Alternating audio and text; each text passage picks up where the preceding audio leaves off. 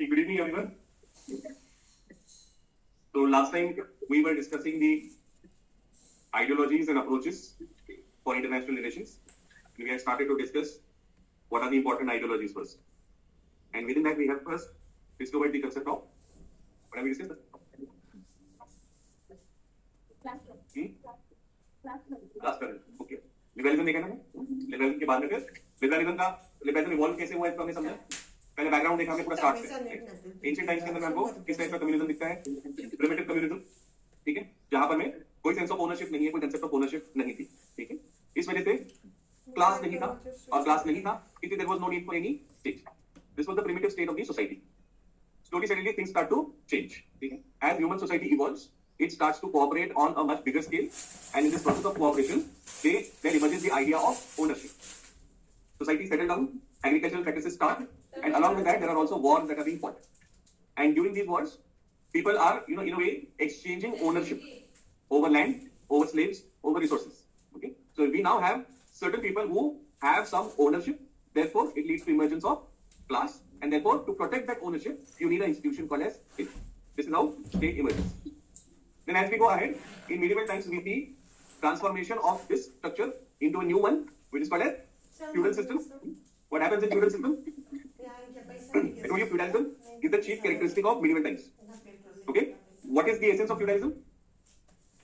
Land grants. Excellent. Okay, the king or the ruler of the state gives land grants to some people who become intermediary between the state and the civilians or citizens. Okay, other people don't have access to land, whereas the feudal lords, who are fewer in number, they have disproportionate access of this resource. So you have two classes now. One is the feudal lords, and second is the serfs. Okay, the exploitation of the feudal class is taking place. Exploitation of serfs is taking place at the hands of the feudal class. Okay, we have understood this concept. This is how medieval times go on.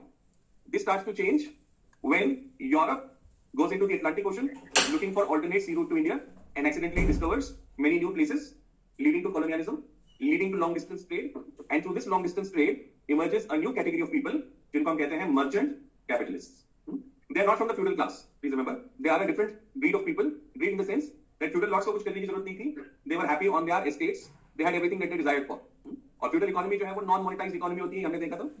बलूतेदारी system की बारे में मैंने बात की थी last time, right? So the structure of the feudal society is such that the need for monetization reduces. Cities disintegrate, trade and commerce stops, and the feudal class is the ruralized class. इसके बिल्कुल बराबर, इसके opposite, this new class that has emerged, the merchant class, is in long distance trade, so it is a class which needs monetization of economy.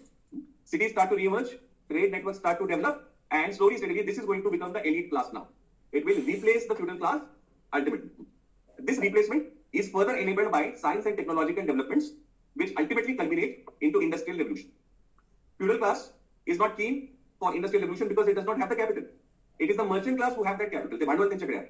So they start to invest in factories, and from there emerges a new class structure. We have the capitalists and laborers. ठीक है? So ये सारा हमने transformation देखा था. ठीक है?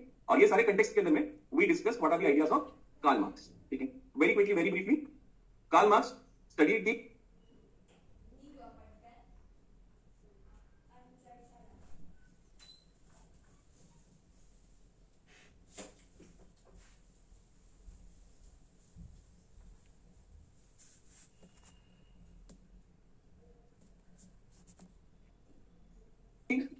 effects of industrial revolution on Britain. We have seen his background in world history and all of that. Okay?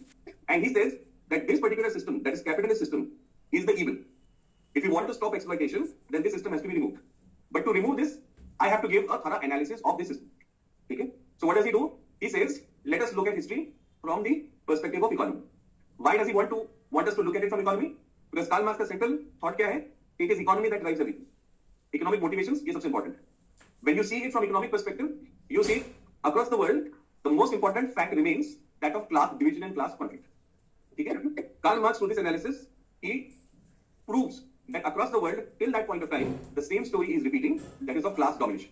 That class which is able to dominate the means of production is able to establish governance systems and institutions which perpetuate its domination. And in that day and age, Karl Marx comes to the conclusion that it is the capitalist class which is now the dominant class. Okay? But this drama of class domination, Karl Marx says, is in its final leg now. This has been going on. The characters have changed. The underlying story is the same. But now this drama is in its last leg. Why is that so? Because historically, the haves and have nots are always disproportionate in number. यानी जिनके पास में resources हैं उनके numbers हमेशा कम होते हैं और जो हैव नॉट्स हैं उनके नंबर्स बहुत ज्यादा होते हैं. लेकिन हिस्टोरिकली जैसे आप आगे बढ़ते जाते हैं ये डिस्प्रोपोर्शनेटनेस और ज्यादा स्क्यूड होता चला जाता है.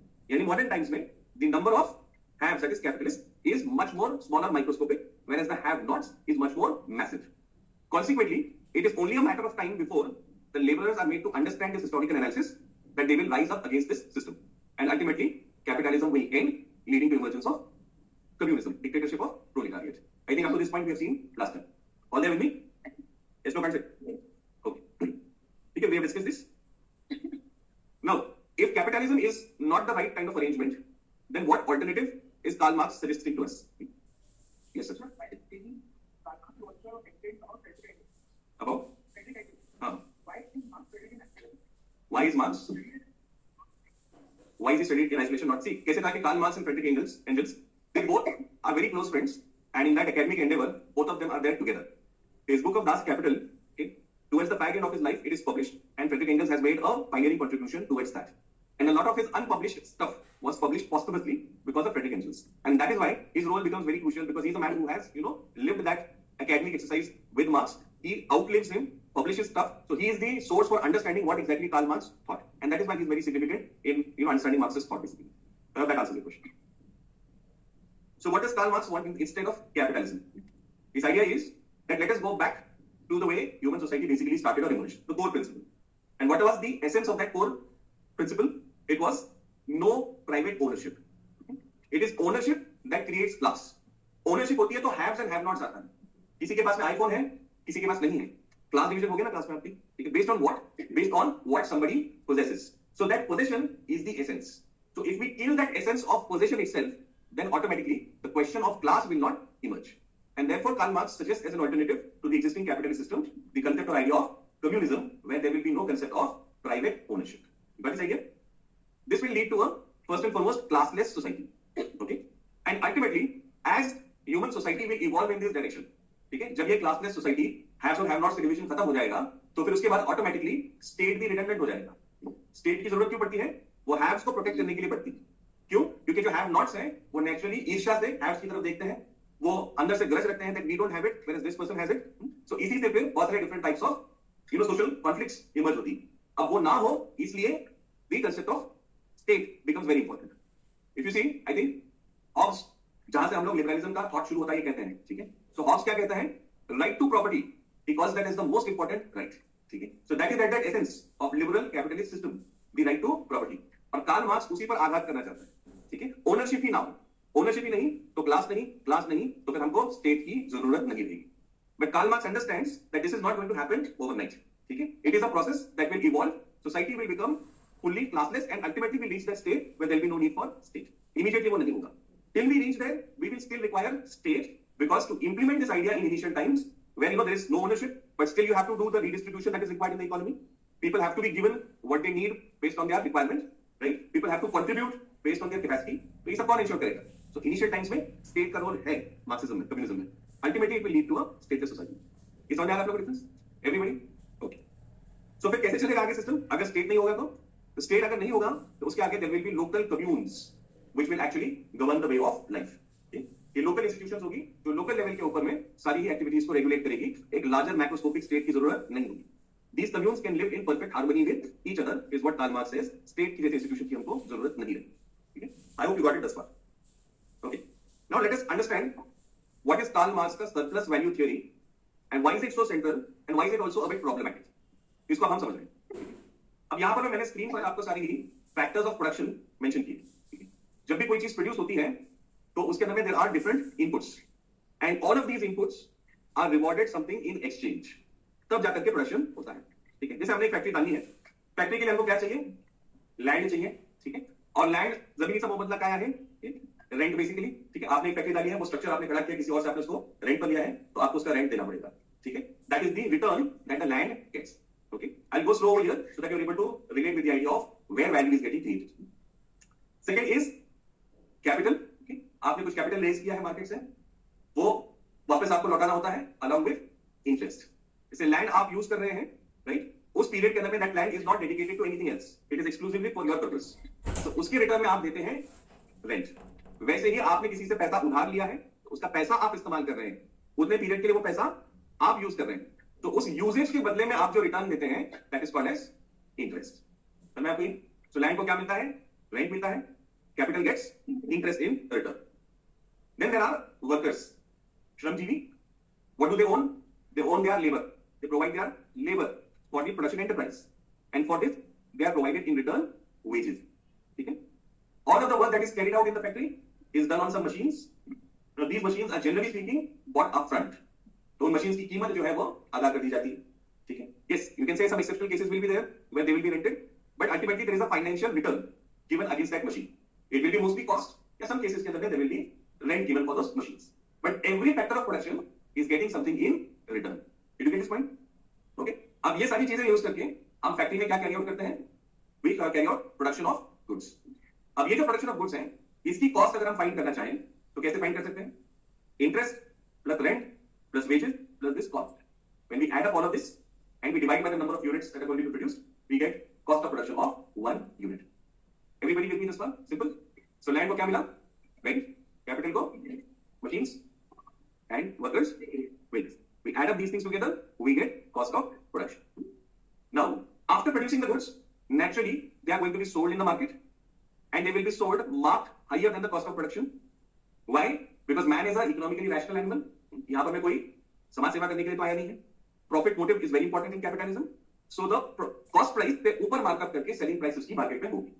The difference between the selling price and the cost price is called as profit. ठीक है? And what is this profit basically? This profit is nothing but the value that has been created by bringing these factors of production in one place. क्या है profit? Profit ये वो उपयोगिता मूल्य है, ठीक है, जो ये सारे फैक्टर्स ऑफ प्रोडक्शन को एक जगह पर में लाने से बना है। जैसे फॉर एग्जांपल आप अभी चाय की ब्रेक में जाकर के आपने चाय के साथ में पार्ले जी का एक बिस्किट एंजॉय किया। वो बिस्किट के अंदर में कितनी सारी चीजें डली हैं? उसमें मैदा भी है, उसमें शक्कर भी है, उसमें प्रिजर्वेटिव्स भी है। ठीक है? ये सारी चीजें अगर मैं आपको अलग से दे दूं ब्रेक में, ये मैदा ले लो थोड़ा, ये शक्कर थोड़ी ले लो, ये दूध ले लो, ठीक है, will that give you value? Obviously not. Okay, so all of these things have been brought together, okay, combined in such a manner, produced in such a way, packaged and given to you in such a form that you can relish it, you can fulfill some of your need. आपको शायद जान के हैरानी होगी, बहुत सारे जो हमारे कंस्ट्रक्शन के कामगार होते हैं, अब यहाँ पे देखिए हमारे यहाँ भी बाहर काम चल रहा है, बड़ी बिल्डिंग बन रही है, you observe the workers over there, those who work in the buildings. कईयों के लिए ये उनका लंच होता है, एक चाय ले ली और एक बिस्किट का पैकेट ले, सुबह में नाश्ता करके आएंगे घर से, बाहर पैसा स्पेंड नहीं कर सकते, so एक कप चाय और 5 रुपए का पार्ले जी बिस्किट इज देयर लंच। ठीक है? वो 5 रुपए उसके लिए बहुत वैल्यूएबल है। 5 रुपीज के अंदर में उसको थोड़ा सा तो न्यूट्रिशन ग्लूकोज तो मिल रहा है, ठीक है, उसका हाँ हंगर उसके अंदर में साइलेंट हंगर होगा, उसको न्यूट्रिशन तो नहीं मिलेगा, लेकिन ग्लूकोज की वजह से ही gets some energy. So that 5 रुपए का बिस्किट का packet it has given him value, getting this? ठीक है? और वो वैल्यू एनकैश करता है कैपिटलिस्ट, ठीक है, the person who has invested in this venture. समझ में आप लोगों को कंसेप्ट याद है? Yes no concept? Okay, so Karl Marx का बेसिक जो कहना है वो ये है कि कैपिटलिस्ट वो वैल्यू चुरा रहा है जो लेबर की वजह से प्रोड्यूस, ये जो उपयोगिता मूल्य जिसको मैंने कहा था ना, ये जो बना है, it has come not because of the industrialist, it has come because of the labourer. ठीक है? सो ही सेज दैट लेबरर को उसका शेयर मिलना चाहिए। This is the surplus value here. Surplus value means extra value जो create हुई। 5 रुपए में जो बिस्किट का पैकेट बिक रहा है, उसकी कॉस्ट ऑफ प्रोडक्शन 4 रुपए ही है, ऊपर जो 1 रुपया है वो सरप्लस वैल्यू क्रिएट हुई। वो सरप्लस वैल्यू कॉर्नर ऑफ कौन कर रहा है? कैपिटलिस्ट कर रहा है। And Karl Marx says that it is the worker who should get his share in it. ये समझ में आपको? यही सेम चीज डेविड रिकार्डो भी कहता है in labour theory of value, that labour should have that share in the value that is created. Got it point? अब इसके ऊपर आपके दिमाग में कोई सवाल आ रहा है based on what Karl Marx is saying?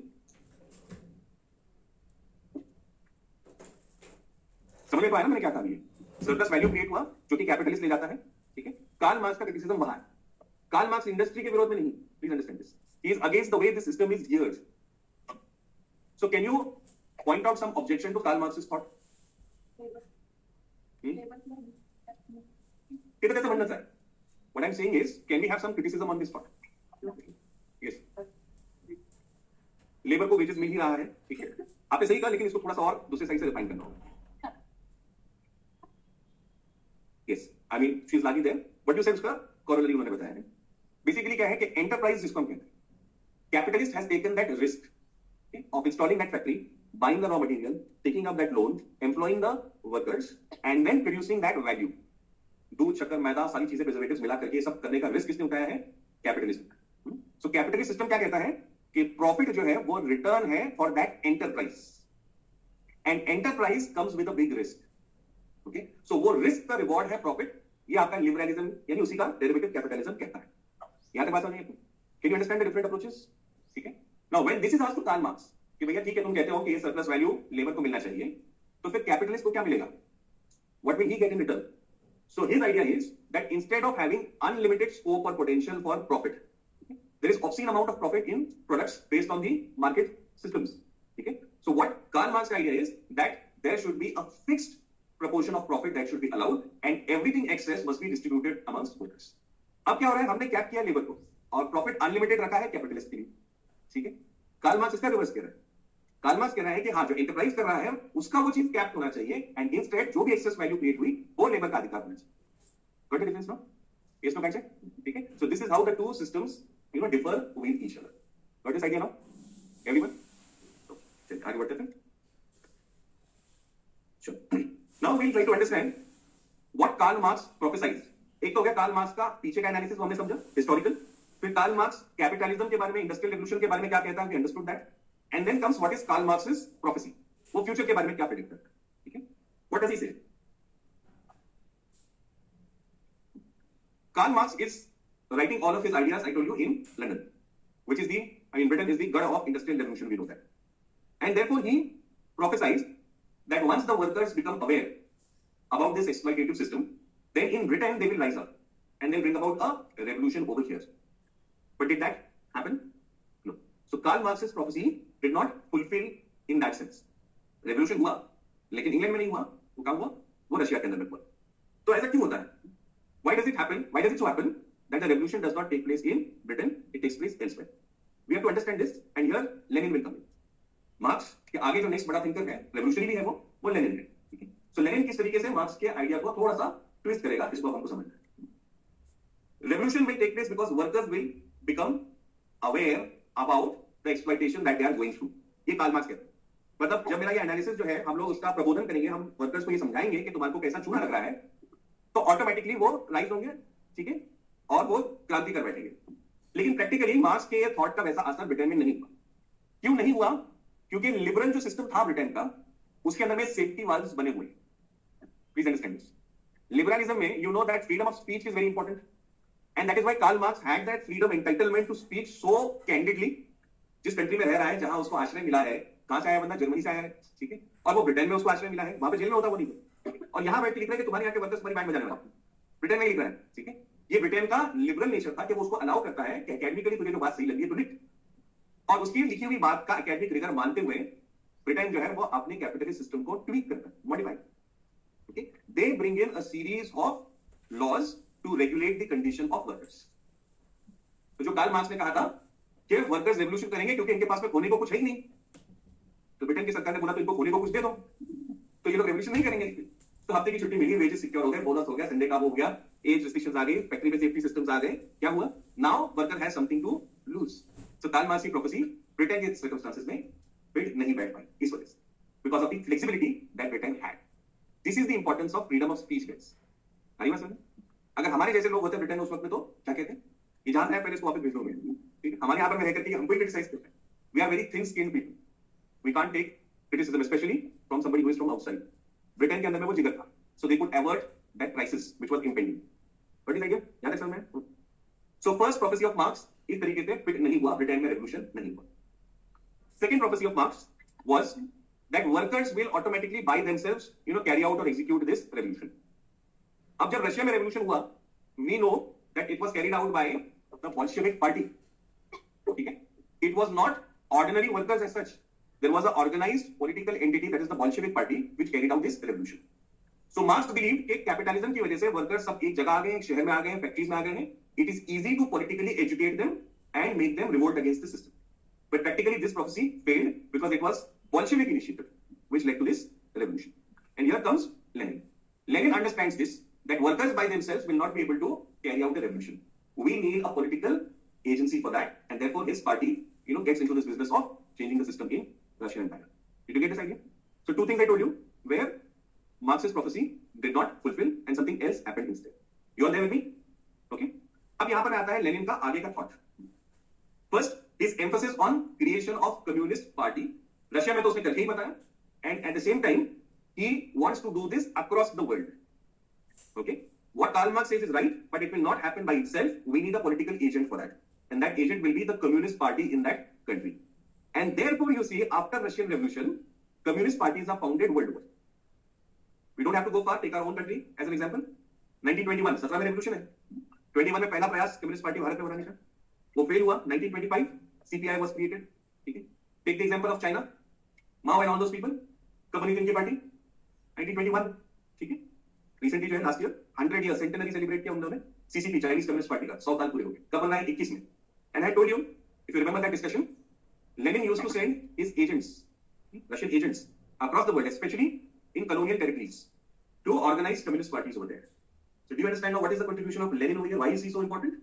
Marks said कि मेरा आइडिया मैंने दे दिया, मेरा आइडिया ही काम कर देगा, रेवोल्यूशन आ जाएगा, वर्कर जाग जाएंगे। लेनिन बोलता आइडिया अच्छा है, एग्री विद दैट, लेकिन खुद से नहीं होगा। We need a political vehicle for that. Communist parties are founded. ये बात समझिए आपको? Second, explanation on why capital had not collapsed, capitalism had not collapsed as Karl Marx had prophesied. Second वाला पॉइंट अब मैं बता रहा हूं रिगार्डिंग लेनिन। कार्ल मार्क्स ये कहना था कि जो कैपिटलिस्ट हैं, जो कि फैक्ट्रीज के अंदर में प्रोडक्शन ले रहे हैं, they constantly what they try to do, they try to increase their profit margin. This is the goal of capitalists. Now if you see the factors of production, land को rent मिलना है, right? Investment को interest मिलना है,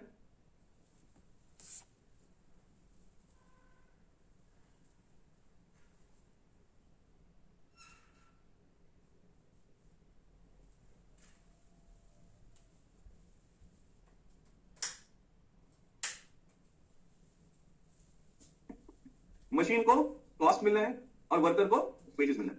now in these 4 factors of production, which one is the easiest to bring down? Wages. You all agree with this? Land का rent largely fixed, कम नहीं हो सकता वो। कैपिटल पर जो इंटरेस्ट है वो तो आपको बैंक को देना ही देना है, राइट? मशीन की जो कॉस्ट है वो फुलफिल करना ही आपको, तो आप बचा था वेजेस।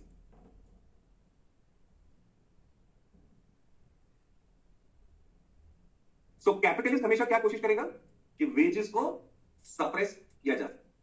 ये मार्क्स का एनालिसिस है। मार्क्स कहता है कि इंडस्ट्रियल रेवोल्यूशन में capitalist will constantly go on suppressing this cost of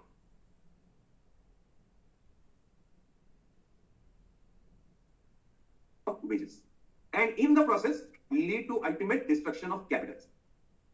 कैसे वो मैं समझा रहा हूं। सोसाइटी डिवाइड हो चुकी है इन 2 classes, capitalist and labourers.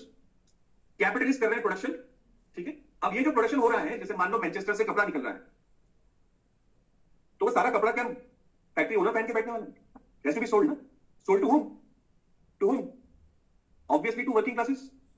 Produce हुई है कोई चीज, नंबर्स वर्किंग क्लासेस के ही ज्यादा है, कैपिटलिस्ट क्लास बहुत छोटा है, डिस्प्रोपोर्शनेट है। हमने देखा था ना ये चीज। सो ये सारा प्रोडक्शन कौन खरीदने वाला है? वर्कर्स ही खरीदने वाले हैं। सो इफ वर्कर्स की सैलरी या वेजेस अगर हम अंडर कट करते रहेंगे, तो उसका इंपैक्ट क्या पड़ेगा उनकी इकोनॉमी पर?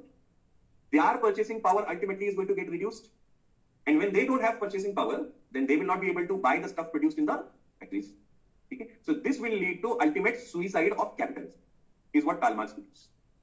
समझ बात आ गई आप लोगों को? इतना सा बना लिया, लेने वाला ही नहीं है आपको, किसी का पैसा ही नहीं बचा हुआ है, ठीक है। सो ऑटोमेटिकली कैपिटलिज्म जो है वो सुइसाइड कमिट करेगा। ये मार्क्स का दूसरा प्रोफेसी। लेकिन ये भी फुलफिल नहीं हो सका। क्यों फुलफिल नहीं हुआ ये? Because when Marx is writing all of this stuff, जो न्यू इंपीरियलिज्म है उसकी शुरुआत नहीं हुई। You see, after creation of Germany, Italy, there will be a spurt, scramble for Africa, search for other new colonies in other parts of the world. ये सब marks के mature period के बाद की डेवलपमेंट्स थी। And whatever production was being made in Europe, it now found new markets elsewhere. Got this point? ये समझ में आया नहीं आप लोग? ये चीज लेनिन ने पहचानी। कार्ल मार्क्स डिस्क्रेडिट हो रहा था। कार्ल मार्क्स का जो आइडिया था वो डिस्क्रेडिट हो रहा था। लोग एक क्रिटिसाइज कर रहे थे कि देखो इसने बोला था कैपिटलिज्म खत्म हो जाएगा, सुसाइड कर लेगा, लेकिन ये तो हुआ नहीं, ये तो फ्लरिश हो रहा है। लेनिन कहता है ये फ्लरिश इसलिए हो रहा है क्योंकि ये नई डेवलपमेंट है, this new imperialism. This has led to newer markets and therefore capitalism is surviving. Got this idea? So अगर इस चीज को खत्म करना है, इसको कैपिटलिज्म को, तो आपको कॉलोनियलिज्म या इंपीरियलिज्म को खत्म करना होगा। He says that colonialism और इंपीरियलिज्म ये अल्टीमेट स्टेजेस हैं कैपिटलिज्म। कौन कहता है? ये लेनिन, ठीक है।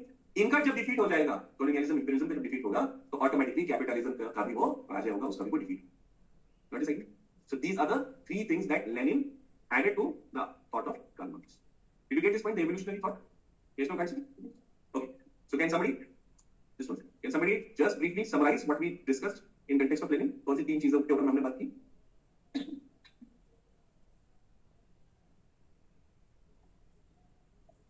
Yes? हाँ. Okay. ब्रिटेन की रेवोल्यूशन की प्रोफेसी क्यों फुलफिल नहीं होती है? That is what we, that is one part of it. Yes. The idea of Marx that the idea of and we have to have a political process to follow this. Correct.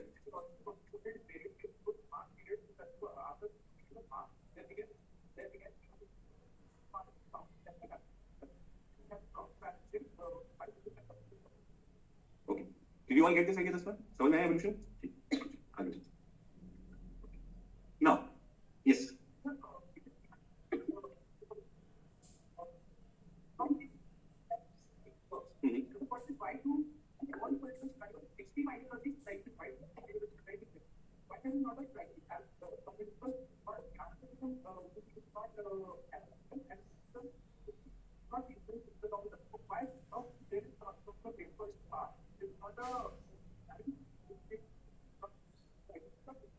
Which is what we are coming to. We've had this one extreme of capitalism, and on the other hand, we had another extreme of Karl Marx का communism. Karl Marx की जो prophecies थी, वो कौन सी fulfill नहीं हो पाई, ये भी हमने देखा. और उसका rational explanation हमको लेनिन ने दिया कि इस वजह से ये चीज नहीं हो रही है. Why is it not happening? It is not happening because markets are now found in distant colonial areas. That is why Karl Marx का वो prophecy fulfill नहीं हो रहा है. Secondly, सिर्फ idea देने से काम नहीं चलता. You also have to have a political vehicle. Then during the interwar period, a good more than 10 years after the Russian Revolution, we will see the Great Depression come to USA. And after the Great Depression starts in USA, we will see the rise of Keynesian economics. We have briefly discussed this in world history also. John Maynard Keynes is an economist who gave some prescriptions as to how America and world economy could be brought out of this Great Depression. क्या कहा था Keynes ने? Maynard Keynes ने क्या कहा था? He had, staying within the framework of capitalism itself, suggested the idea of welfareism. Please understand that Keynes is a capitalist economist. He is not from the other side of the fence. वो capitalist थी, लेकिन capitalism का जो extreme था, laissez faire का जो extreme था, कि state कुछ भी नहीं करेगा. State सिर्फ क्या करेगा? Governance देगा, बाकी सारा market decide करेगा. State will not interfere. इसको खारिज करते हुए Keynes कहता है कि नहीं, state will have to provide certain initiatives for larger public good. क्या करना पड़ेगा state को? State will have to pump in money in developing massive infrastructure. State will have to give unemployment allowances. State will have to give social security. ये सब करना पड़ेगा. कौन कह रहा है? Maynard Keynes, who is from capitalist school only. So what is he trying to do? What Vishnu was asking, that why can't we have something in between? Okay? So what is Keynesian thought basically? It is that something in between that you were talking about. So on one side there is that, welfareist kind of a state which is taking on a lot of responsibility, unlike the laissez-faire state, and at the same time it is not giving up on the idea of private property ownership, capitalism, etc. What is again? So Great Depression ने ये golden mean यानी सुवर्ण मध्य निकाल के दिया कि हम दोनों का एक तरीके से mix and match कर सकते हैं. Capitalist system रहेगा यानी means of production will be owned privately only, but at the same time state will not be a laissez-faire state. You know the word now, laissez-faire, non-interference करने वाला state. Okay? State कैसा होगा? State will actively intervene and try to provide direct relief to people. कैसे relief provide करेगा? Secure social security, health related stuff, infrastructure. You remember the New Deal we had discussed in USA? Yes, no, guys. Franklin Roosevelt implemented a series of programs which are collectively called as the New Deal. क्या-क्या किया था उसमें? सबसे पहले infrastructure development. I give you the case study of Tennessee Valley Authority. तो हमारे यहाँ पर है ना Krishna Valley Development Corporation, Damodar Valley Development Corporation. All these ideas are inspired from Tennessee Valley Authority that Frederick Roosevelt, FD Roosevelt had created. What was that authority's role? उस पूरे valley में, पूरा जो होता ना, in that valley, they were trying to develop various different types of infrastructure projects. Irrigation, water-based transport, electricity generation, tourism, ये सब कौन कर रहा है? State कर रहा है. Capitalist system के अंदर भी state इतना सब active role कर रहा है. State ने एक नई regulatory institution बनाई, इसका नाम था SEC, Securities Exchange Corporation, on whose lines SEBI is modeled in India. State क्या कर रहा है?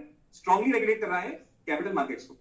Now, a capitalist state should not be doing all of this, but here you see that the state is going one step ahead and trying to regulate the market.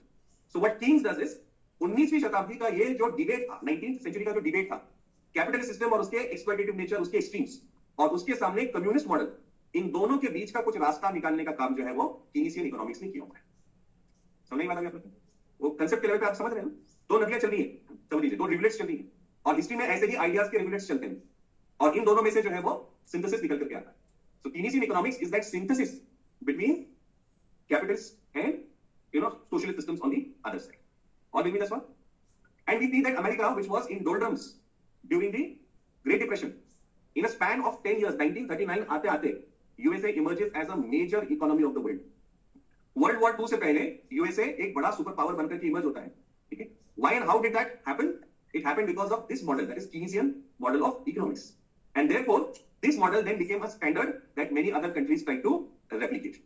Late us have best of both. Keynesian economics basically उसी इसके ऊपर में है, ठीक है? So till the decade of 70s we will see that the idea of Keynesian economics will largely be dominant in the world. It is after 70s that it will receive some severe challenges. It 80s के दशक में खासतौर पे ronald reagan, UK के अंदर में Margaret Thatcher, they will bring about again a state which is very less interference. वो transformation 80s में होगा, लेकिन तब तक dominant idea will be based on Keynes का thought. Did you understand? Okay. Now one more intellectual current that we have to note over here is that of Oscar Lange's state capitalism और bureaucratic capitalism. Keynes कौन से divide पर है economics के अंदर में? He's on the capitalist side. So वो extreme capitalism से वो शिफ्ट कर रहा है टुवर्ड्स द सेंटर. अब प्रोसेस तरीके से विजुअलाइज कीजिए. We have a vertical schism, capitalism on one side and socialism और communism on the other side. So यहां पर जो एक्सट्रीम था उसको थोड़ा सा सेंटर की तरफ पुश कर रहा है मेनार्ड कीन्स कैपिटलिस्ट सिस्टम. उसी के बनिस्बत ऑपोजिट साइड पे जो सोशलिस्ट या कम्युनिस्ट सिस्टम है उसको इस तरफ खींचने का काम जो है वो ऑस्कर लांच करेगा, ठीक है? He is an economist on the other side. जैसे Keynes is on capitalist side, this fellow is on the other side. और वहां का जो एक्सट्रीम था कम्युनिज्म का, इसको वो चेंज करेगा. And this model that Oscar Lange will give will be adopted by China under Deng Xiaoping. China क्या करेगा? वो एक्सट्रीम कम्युनिस्ट आइडियाज को छोड़ करके स्टेट कैपिटलिज्म में बिलीव करेगा, या जिसको मार्केट सोशलिज्म भी कहा जाता है. क्या होता है स्टेट कैपिटलिज्म या मार्केट सोशलिज्म में? Unlike in case of communist Russia, यहां पर स्टेट कैपिटलिज्म में the state will have element of competition. Russia में हमने देखा था there was no competition. Here there will be competition. Government bureaucrats will be told that if you are a mayor of a particular city, then you have to deliver a certain level of development. Based on the kind of delivery that you give, your career prospects will advance. If you are there in Chinese bureaucracy and you are given the task of a special economic zone, तो आपको targets fulfil करने पड़ेंगे production. अगर आपने वो चीज की तो ही आपका करियर आगे फुलफिल होगा, ठीक है? कम्युनिस्ट सिस्टम में क्या होता है रशिया में? ऐसी कोई इंसेंटिव्स नहीं थी. Everybody had a fixed salary and they had a journey life. Okay? Human beings, howsoever we might like to believe, we are people driven by self interest. अगर सामने कोई गाजर नहीं दिखता है तो फिर हम उसके लिए मेहनत नहीं करते. So you have to be shown a carrot and you have to be given a stick also where required. So ये जो मार्केट सोशलिज्म है चाइना का, that is based on the ideas of Oscar Lange, which tries to combine the good things of the other side, incentive for performance. ठीक है? So in this manner we see both the sides trying to converge or come closer to each other. Did you understand this development? दो चीजें कौन सी देखी हमने? Keynesian economics and how it transformed capitalist systems, and दूसरा हमने देखा Oscar Lange का idea and how it developed into market socialism और state capitalism in case of China, ठीक है? आप लोग अक्सर सोच सकते हैं ना कि चाइना इससे क्यों डिफरेंट है? रशिया में कम्युनिज्म फ्लॉप हुआ, कंप्लीटली फेल हुआ, लेकिन China at least for the sake of argument it calls itself communist and it has been doing well economically. The reason behind that was its timely flexibility that it showed by accepting this new model, market socialism वाला model. That's why it could survive and flourish, ठीक है? अभी ideologically pure तो नहीं है, no doubt. It is not what Karl Marx wanted, but in that casing at least you can say that yes, some idea of communism is there, but at the same time survivability has also been ensured. ठीक है? समझ में ideological चीजें ये दोनों. Now after World War II we will see a new global world order emerge. We have discussed this in world history but in a different context. Now we are looking at it from a different perspective. UNO, United Nations Organization, was born 1945, and apart from that a set of institutions were also fashioned जिनको हम Bretton Woods institutions कहते हैं. इसमें world bank, IMF, GATT, ठीक है? ऐसी बहुत सारी इंटरनेशनल इकोनॉमिक रेजिम्स जो है यहां पर भी क्रिएट हुई. Now clearly at the end of world war 2 there was a strong feeling of anti colonialism. पहला महायुद्ध और दूसरा महायुद्ध, इसमें कॉलोनियल एस्पिरेशंस ने बहुत बड़ा रोल प्ले किया था, ये हमने देखा है. जर्मनी का सारा फ्रस्ट्रेशन क्या था वर्ल्ड वॉर 1 से पहले? यही था ना कि मेरे पास में उतनी कॉलोनीज नहीं है जितनी ब्रिटेन के पास में, so I should also have place under the sun, जैसा कि कहा जाता. रशिया का भी एम्बिशन ऐसा ही था. All of this led to world war, all of this led to all that destruction. So internationally colonialism के खिलाफ में एक रिवल्जन बन चुका था by the time world war 2 ends. United nations organisation का तो सेंट्रल प्रीमाइस ये था कि कॉलोनियलिज्म और इंपीरियलिज्म को अब तेरा थारा हम देना नहीं, we will not allow this to go on. USSR का सेंट्रल प्रिंसिपल ये था कि कॉलोनियलिज्म ये अल्टीमेट एंड है कैपिटलिज्म का। लेनिन की बात हमने देखी थी ना अभी, लेनिन क्या कहता है, ये जो कॉलोनियलिज्म है ये पीक है कैपिटलिज्म का, जिस दिन ये खत्म उस दिन कैपिटलिज्म खत्म। So USSR was also against colonialism imperialism. USA itself had been a colony, याद है, first successful project to throw off the yoke of colonialism was USA का independence. So naturally USA also sided against colonialism. अब narrative समझ में आ रहा है आपको दुनिया का क्या हो रहा है? वो थॉट जिसने सेंचुरीज या मिलेनिया से डोमिनेट किया था ह्यूमन सोसाइटी को, टेरिटोरियल एक्सपेंशन, इंपीरियलिज्म, अब उस थॉट के खिलाफ में एक कंसेंसस बन रहा है, एंटी कॉलोनियलिज्म, एंटी इंपीरियलिज्म का, ठीक है? But there is a subtext to this. Although the idea of colonialism, imperialism was being rejected, it was being replaced by idea of neo-colonialism or neo-imperialism. किस तरीके से वो कैसे फैसिलिटेट हुआ अब हम वो देखते हैं। पहले ब्रिटेन की आर्मी, या पहले उससे पहले ईस्ट इंडिया कंपनी की आर्मी को भारत आना पड़ता था, यहाँ के राजे रजवाड़े महाराजा इनसे लड़ना पड़ता था। हमने पढ़ा है ना मॉडर्न इंडिया में, Anglo Mysore wars, Anglo Maratha wars, Anglo Bengal wars, ठीक है? और हराने के बाद में, मिलिटरीली हराने के बाद में अपना पॉलिटिकल राज एस्टैब्लिश करना पड़ता, तब कहीं जाकर के यहाँ के रिसोर्सेज को वो निचोड़ सकते थे for their Motherland. Now with advancement of international trade, financial institutions, means of transport and communication, there was no need for that physical, military, political intervention as such. अब उस चीज की जरूरत नहीं रही। You could very well use international financial institutions to attain the same objectives. Ultimately goal क्या है? आर्थिक निचोड़ आपको निकालना है दूसरों का, ताकि आपका फायदा हो सके। अब उसके लिए आपको जाकर जंग लड़ने की जरूरत नहीं रही थी, इसके लिए आप इन इंस्टीट्यूशंस का सहारा ले सकते थे, world bank, IMF, GATT, so on and so forth. These institutions were designed by the victors of World War II in such a manner that they would enable the domination of their national interests over the poorer countries. World Bank क्या करता है आपको? IBRD, जिसको पहले कहते थे, now there are multiple institutions collectively called as World Bank. What does it do? It extends you soft loans so that you could undertake development projects. IMF क्या करता है? अगर आपकी फाइनेंस की हालत बिगड़ गई, जैसे श्रीलंका की हो गई है, बैलेंस ऑफ पेमेंट क्राइसिस है, आपकी करेंसी जो है वो डीवैल्यू हो रही है, राइट? आप ट्रेड के आपके सारे जो भी डेफिसिट्स हैं उसको मीट नहीं कर पा रहे हैं, so IMF provides you financial support to come out of that situation. But all of this comes at a price. Comes at what price? Dr. Manmohan Singh ने जब 1991 में हमारा रिफॉर्म्स हमने इंप्लीमेंट किए थे, at that time he had used a very famous line. He had said, there are no free lunches in the world. ठीक है? आपको कोई भी मुफ्त में कुछ नहीं देता.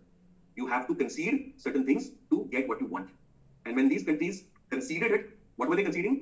They were opening up their markets, reforming their economy for more free international trade.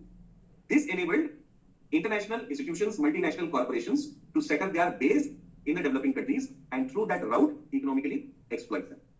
So that same ultimate purpose of economic enrichment could now be ensured using this international structure. Now there was no need of a Robert Clive to go and fight. This could very well be done by sitting in Washington DC or London itself. Okay? So this is the new phase that we inaugurate after World War II. इसको neo colonialism या neo imperialism भी कहते हैं. This is also called as neo-liberalism. We have seen the idea of liberalism. Liberalism के अंदर में freedoms are very important. International level पे जब आप उसको एक्सट्रापोलेट करते हो, तो यहाँ पर मैं क्या फ्रीडम्स दे रहे हैं? जैसे लिबरलिज्म हर इंडिविजुअल के freedom of speech, expression, movement, vocation, ये सब को इंश्योर करता है, वैसे ही इंटरनेशनल लेवल पर हर मल्टीनेशनल कॉर्पोरेशन का अधिकार है कि वो कहीं भी जाकर के अपने बेस को एस्टैब्लिश करे, ट्रेड करे. So what is there at individual level is extrapolated at global level for economic institutions. ठीक है, this is neo liberalism. But the idea, and it is executed through liberalization, privatization, globalization. Globalization में basically हम क्या करते हैं? We are opening up our economy, free movement of trade, free movement of investment, free movement of people, right? All of this adds up to this neo-liberalism. What is my next? Everybody with me? Okay. Now, after World War II, therefore, although decolonization is going to continue and many new countries will be born, we see several countries born after World War II. We have discussed all the countries, major ones at least, right? But this did not mean the end of colonialism as such, क्योंकि बस अब वो रूप बदल करके सामने आया. पुरानी हिंदी फिल्में आप देखते हैं, 70s और 80s की हिंदी फिल्मों में एक कांस्टेंट थीम था, इच्छाधारी नाग नागिन. देखा है आपने? So ये जो colonialism है, it has only changed its manifestation and it is now acting in a different form that is called as neo-colonialism. What is the idea?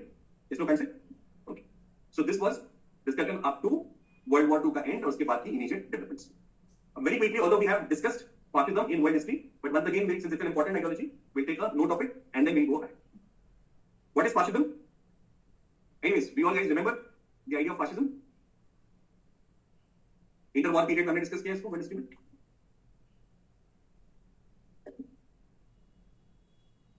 Yes, anyone? है कोई माइक का लाल माइची lake? What is fascism? Fascism was originated from Mussolini and Hitler's idea of autocratic rule, like controlling the country.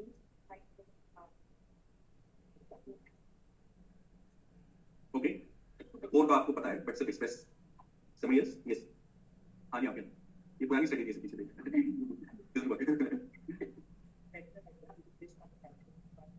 Okay, very good. It's a political ideology that emerged in the 20th century, post World War I, which is based on hyper nationalism. Emotionalism के ऊपर नहीं attached है. वो emotionalism कैसा किस पर based है? Hyper nationalism. We've seen in the 19th century में the idea of nationalism starts to peak. Italy Germany पैदा होते हैं, nationalism की चलती है.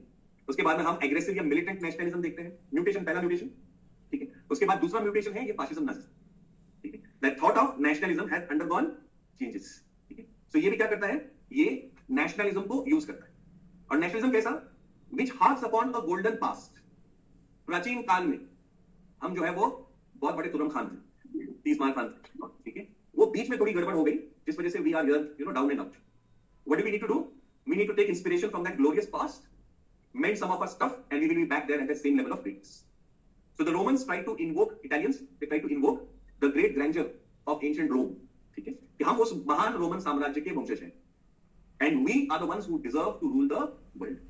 So that element of harking back to the past is very very central to fascism. और इसीलिए उसका वो जो सिंबल है और जो वर्ड है वो उसी को डिनोट करता है. The word fascism comes from fassos, Italian word है. What are the fassos? There were sticks with an axe in it that was a symbol of ancient Roman Empire. It was a symbol of unity. आपने school में वो story सुनी होगी ना, एक पिताजी अपने बेटों को बुलाते हैं and then he gives them those sticks. You know that story, right? When they're tied up together, they can't break it. So what does that show? Strength in unity. So वो था fassos, bunch of sticks. Fascism relies on this emotionalism of extreme राष्ट्रवाद, extreme nationalism. हम ही हम हैं, बाकी सब पानी कम है. हमारे सामने किसी की कोई औकात नहीं. हिटलर तो यहाँ तक बोलता है कि जितने भी ह्यूमन रेसेस हैं, they are all graded. सब एक लेवल पे नहीं है. और उस ग्रेडेशन में हम यानी Nordic Aryans, we are at the top. जब वो आर्यंस की बात करता है तो हमारे यहाँ के कुछ लोगों को अचानक खुशी होती है. अरे अपन भी तो है ना आर्यंस, तो अपने को भी बोलते हैं. उसके कंसेप्ट ऑफ आर्यन बहुत डिफरेंट है, ठीक है. For him, that superior race of Aryans was a white race, blonde hair, blue eye, ठीक है, aquiline nose. है क्या फिर कोई? दूर तक कोई नहीं है. He was not ready to accept other white people also. So how would he, in any case, accept people who claim Aryan descent elsewhere in other parts of the world? So please understand this. It goes back or harks back to that some ancient glory or grandeur. कुछ features इसके हमने देखे इससे बहुत briefly, बस note करके आगे बढ़ते हैं. इस आइडिया में, फासिज्म के अंदर में, I told you that it believes in a perpetual emergency condition. हमारा देश मुश्किल में है. We are in tough times.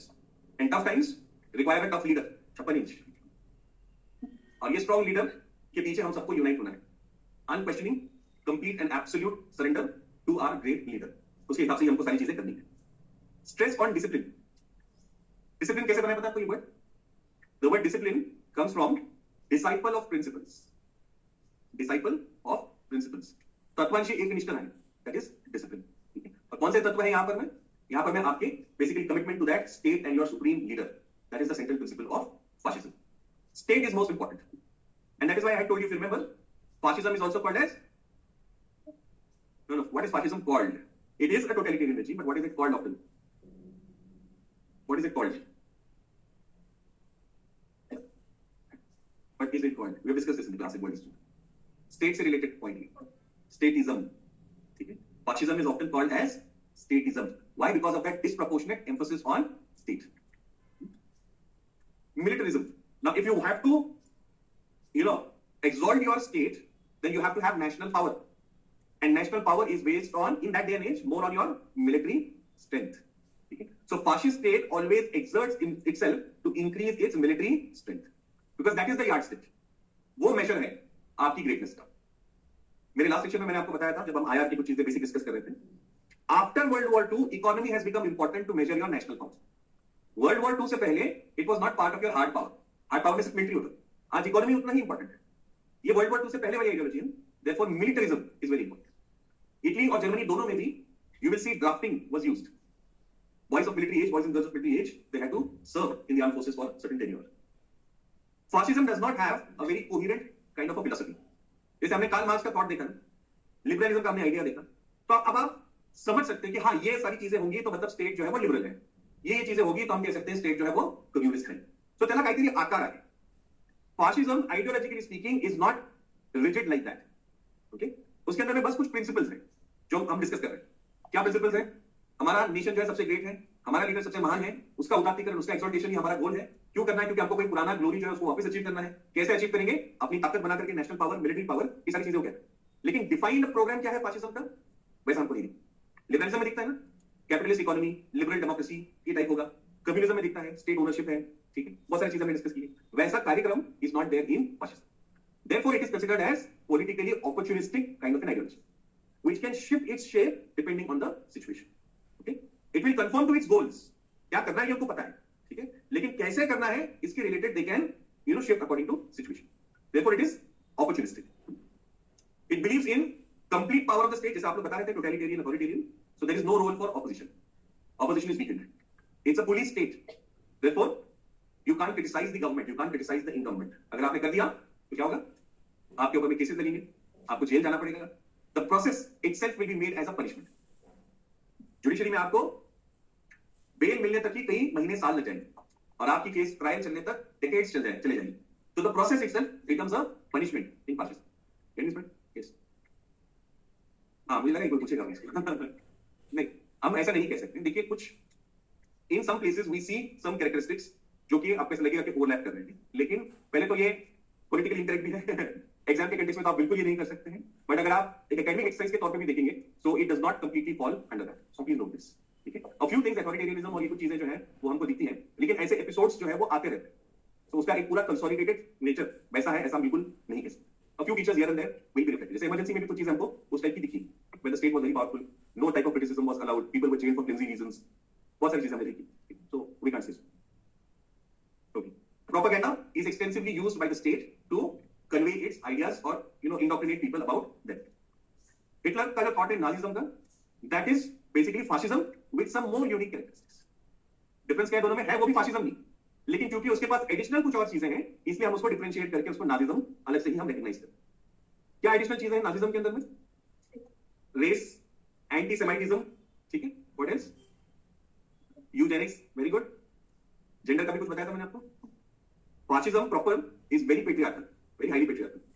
Nazism relatively is more flexible in this regard. So ये भी उसको थोड़ा सा different बनाता है from fascism.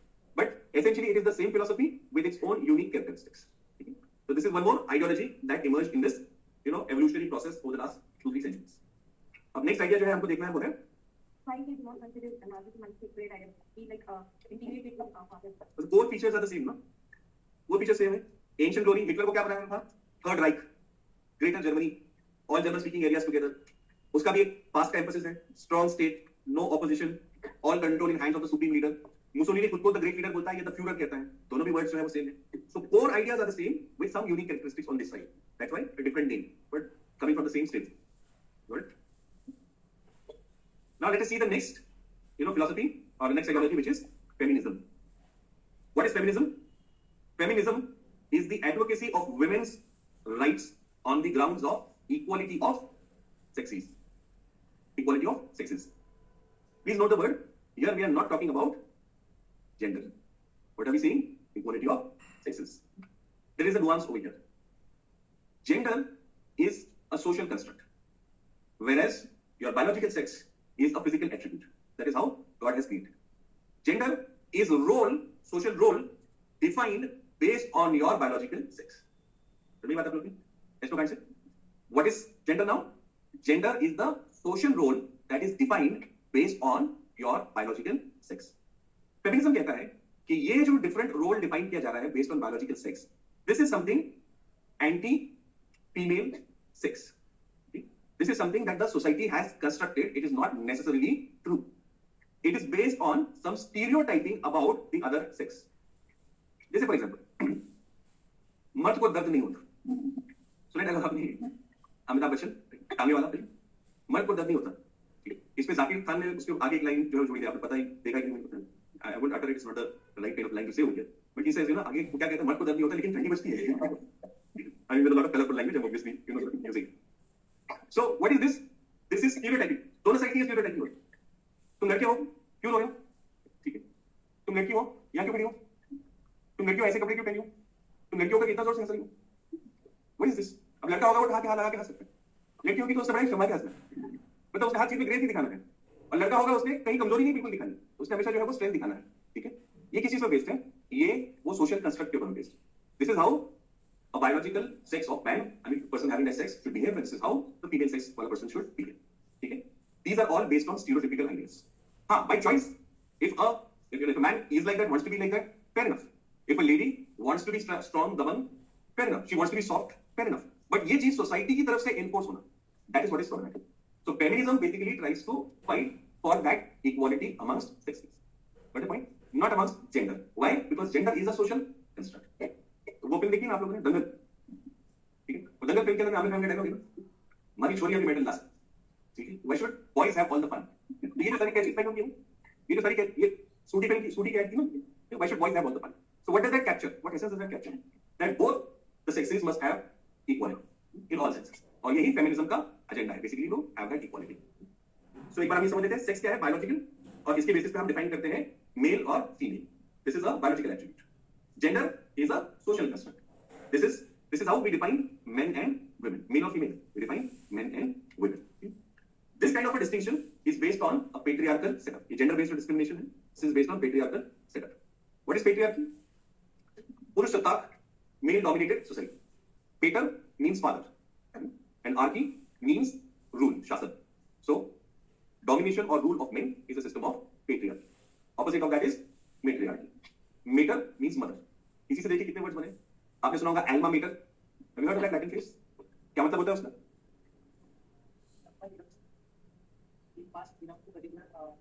Right, literal meaning of alma mater is a nourishing mother. So जिस कॉलेज स्कूल इंस्टीट्यूशन से आप पढ़े हैं तो उसने आपको जो है वो नरिश किया है, तो इसलिए उसको कहते हैं कि that is my alma mater. और आपकी एक एसोसिएशन होती है ना उसके साथ, इमोशनल बॉन्डिंग होती है, like you have with your mother, this place nourish me, help me grow into a better person. तो वो भी कहां से आया, मीटर से आया। और ये देखिए संस्कृत इंडो यूरोपियन लैंग्वेजेस में कॉमनैलिटी। सो मीटर अगर मां है तो हमारे संस्कृत में क्या है, मातृ। Can you see the phonetic similarity, mater and मातृ। इंग्लिश में डॉटर कहते हैं, और संस्कृत, पुरानी संस्कृत में वर्ड था दुहित्र। Those of you are studying ancient India, you read this word in your history option, दुहित्र। Does that sound similar to you? तो वो कॉमन जो एंसेस्ट्री है संस्कृत और इंडो यूरोपियन लैंग्वेजेस की, उसकी वजह से ये वर्ड्स आपको दिखते हैं। Anyways, that's for some other day. So based on this, feminism की आइडियोलॉजी क्या कहती है? women are not born, they are made. Men are not born, they are made. मतलब क्या हो रहा है ये कि वो सोसाइटल रोल जो है उसके ऊपर में इंडोक्ट्रिनेशन कर करके वो बनाया जाता है, साक्षात रात, ठीक है। तो ये क्या है, ये वो indoctrination. Getting this point? So what is feminism in demand? अब आइडियोलॉजी है, मैंने लास्ट लेक्चर में आपको बताया था, आइडियोलॉजी दो चीजें चाहती है, उसका पॉलिटिकल विजन होगा, एक तो है देखने का नजरिया। आइडियोलॉजी किसी चीज को देखने का नजरिया देती है कि ऐसा है ये, और उसके बेसिस पे क्या होना चाहिए इसका भी ऑल्टरनेटिव बताती है। सो फेमिनिज्म क्या विजन देना चाहती है, कैसे देख रही है वो तो बता दिया, और क्या होना चाहिए अब हम उसकी बात करें। सो क्या कहता है feminism politically? It wants representation for women in the decision making institutions. Parliament में हमारे यहां पर में कई डेकेड से लॉ पेंडिंग है, 33% reservation for women. If I remember correctly, right now we have somewhere around 11%, if I remember correctly 11 to 14 इस range में होगा। You see many countries fare much better than India. Next door Pakistan has a much higher representation. Bangladesh has a very healthy one. Rwanda जो country है, it has the highest representation of women in parliament. ये किस तरीके से? आपको ऐसे answers में ये एग्जांपल देने आना चाहिए, लेकिन रवांडा का एक थोड़ा सा पास्ट है जिसकी वजह से ये चीज हुई। Rwanda has a history of genocide. There were two races over there, Hutus and Tutsis, who fought amongst each other, killed people on either side, leading to sex ratios skewed in favor of women. उल्टा है वहां। Consequently, women are overrepresented over there. Their numbers are very high, more than 60%. But ठीक है, वो हम outlier बोल के उसको छोड़ देंगे। दूसरे क्लोजर होम जो हमारे एग्जांपल्स हैं, बांग्लादेश या पाकिस्तान है, यहाँ पर we see that women's numbers are much more healthy than us. और हमारे यहाँ क्या हो रहा है, for very flimsy reasons we are not allowing that law to pass. हमने लोकल बॉडीज में कर दिया, अब इलेक्शन होने जा रहे हैं पुणे में, all you know municipal corporations, we have 50% reservation for women in local bodies, but then हमारे पार्लियामेंट के अंदर नहीं। होना तो उल्टा चाहिए ना, होना तो उल्टा चाहिए था कि टॉप लेवल के ऊपर में एग्जांपल सेट हो, ठीक है, हो गया है बिल्कुल उसका opposite. So feminism demands that political representation. Unless there is share in power, that equality cannot be ensured, is what feminism believes. First point. Second, position of power for women. एक तो चीज होती है representation मिलना, और दूसरा है actual power मिलना. Like for example, in Pakistan we have more number of women in the parliament compared to India. But in terms of power, they are not faring any better than us. क्यों? क्योंकि पाकिस्तान में भी एक reservation system है women की. I think they have 25% का कुछ reservation quota. But ये 25% पे सिर्फ एलीट जो पाकिस्तान की सोसाइटी की विमेन है वही वहां पर में आती है, and they really don't have much of a say in the functioning of the institutions. So therefore ऐसा टोकन रिप्रेजेंटेशन भी फायदे का नहीं. That representation must lead to genuine empowerment. So इसलिए फेमिनिज्म आगे की सेकंड चीज ये कहता है that there must be power position for women. So we need a person like Mrs Gandhi और बेनजीर भुट्टो और for that matter Chandrika Kumar Tunga in Sri Lanka, and these two begums of Bangladesh, Hasina, Sheikh Hasina और खालिदा जिया. Okay, so there is a dichotomy. Either side is being led by a matriarch. Okay, it's interesting ना? दोनों तरफ जो है वो एक पार्टी को एक लेडी ही लीड करें. Both of them are very strong women. Yes, Sheikh Hasina is much more India tilted, which is good for us that she has been in power. Khalida Zia is having a strong Pakistan tilt. But one good thing is that at least they have women in the real leading role. That is what feminism demands. Third, gender balance in policies. अब अगर ये representation मिलेगा, genuine power मिलेगा, so it will lead to actual policies which will empower women, which will ensure that the power benefits of the state they reach without any discrimination. Now आप ये बिल्कुल argue कर सकते हैं कि there can be men also who take genuine efforts for women's empowerment. It is not that only women will do it, but the probability of women doing it is much more higher, and therefore this is the demand of women. समझ में आया आपको ये feminism के ideas? सो political हमने देखा. Second aspect of feminism will be economic aspect. Okay, कोई भी आइडियोलॉजी दो टाइप के विजन देती है, हमने नोट किया. इकोनॉमिक क्या होगा? Workforce participation. What is the percentage of women who want to work and are participating in the workforce. Okay, who want to work and then they're participating in workforce. If you see, our goal for India at 75 was very high. We wanted it to be about 30%. But in recent years, the female workforce participation rate has constantly been falling for India. अब सिर्फ last year में थोड़ा सा उसमें uptick है, लेकिन trend जो है वो हमारा डिक्लाइनिंग ट्रेंड रहा है. जबकि आप दूसरी कंट्रीज देख लेंगे तो चाइना का केस अगर आप देख लेंगे, so they are way ahead of us in terms of female labor force participation rate. तो हमारे देखिए ये डाइकोटमी दिखती है. क्या डाइकोटमी दिख रही है? विमेन्स का लिटरेसी रेट बढ़ता गया, विमेन्स का ग्रॉस एनरोलमेंट रेशियो बढ़ता गया, number of graduate women increase होती चली गई, लेकिन लेबर फोर्स पार्टिसिपेशन रेट कम. ठीक है, so this is a paradox that India is facing. How should we get our women into workforce? थोड़ा साइड नोट पे बता रहा हूं क्योंकि करंट में रेलेवेंस है इसका, इकोनॉमी में काफी डिस्कशन चल रहा है, तो इसलिए कुछ चीजें बता देना. इसका एनालिसिस हमारी गवर्नमेंट ने जो किया है, गवर्नमेंट के रिपोर्ट से मैं आपको कोट कर रहा हूं. There are some reasons why this is the case, why women are falling out of the labour force. एक अच्छा रीजन उसमें ये है that a lot of women now want to go for more education. Okay, constantly they are not available in the labor force market. She's doing her graduation, she's pursuing masters, maybe she's doing a PhD. Okay, इस वजह से she's not participating. This is a positive side. There's one more positive side. पहले आज से 15 साल 20 साल पहले salaries कम हुआ करती. हस्बैंड जिम टिम 25,000, वाइफ was contributing 10, 12, 14, 15,000 रुपीज. अब दोनों को काम करने की जरूरत है.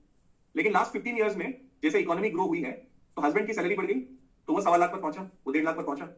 वाइफ को 50,000 मिल रहे थे, तो वाइफ ने सोचा कि it is better that I focus on the kids की एजुकेशन. आता थी 9वीं लागी रही थी, 10वीं लागी रही, focus on that. So lot of women have taken a back seat because of that. Government analysis. ये दो पॉजिटिव साइड्स. अब कुछ नेगेटिव्स नहीं है, why women are not working. Next negative is that sexual harassment at workplace is a major challenge that women face. It has a very grave stigma, a big mental cost. ये एक reality. चाहे जितना ही हम Vishakha guidelines के बारे में बात कर ले, चाहे जितनी ही हम मीटू मूवमेंट चला लें, लेकिन ये वुमेन एक बहुत बड़ा चैलेंज फेस करती हैं, जिस वजह से they are not ready. Me too movement उठा के ले, सबसे ज्यादा एलिगेशंस कहां से हैं मीटू में? कौन से सेक्टर से है बताइए? बॉलीवुड से है, और आफ्टर बॉलीवुड कॉर्पोरेट से है, मीडिया से है, जर्नलिज्म से है. मतलब ये वो बीकन्स थे हमारे जहां पर में supposedly there was more equality, more opportunity for women, और वहां से सबसे ज्यादा गंद बाहर आई है. ठीक है, so if these sectors where women are supposed to be much more powerful, वहां पर अगर ये हो रहा होगा तो आप इमेजिन कर सकते हैं किसी ठेकेदार के अंदर में जो फीमेल लेबर काम कर रही है, तो उसके लिए कितने बड़े challenges. She does not even have the voice to say these things. सही बात है कि नहीं?